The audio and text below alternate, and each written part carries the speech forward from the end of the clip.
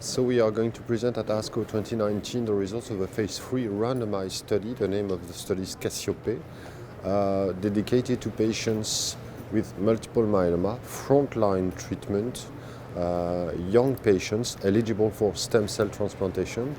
It is a prospective comparison of bortezomib, thalidomide and dexamethasone, the VTd regimen, followed by stem cell transplantation, followed by VTd consolidation, plus or minus daratumumab, monoclonal antibody targeting CD38. The primary endpoint of the study was to compare the quality of the response, the stringent complete response rate after consolidation and before maintenance.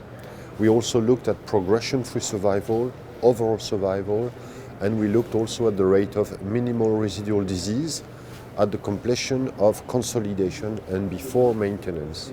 So we are clearly demonstrating on a very large number of patients, more than 1,000 patients were randomized, that the addition of daratumumab is increasing the quality of the response, the depth of the response, the stringent CR rate, but also the minimal residual disease negativity rate. And this translates into a better progression-free survival. So the number of patients dying or progressing from their disease is reduced with the addition of daratumumab.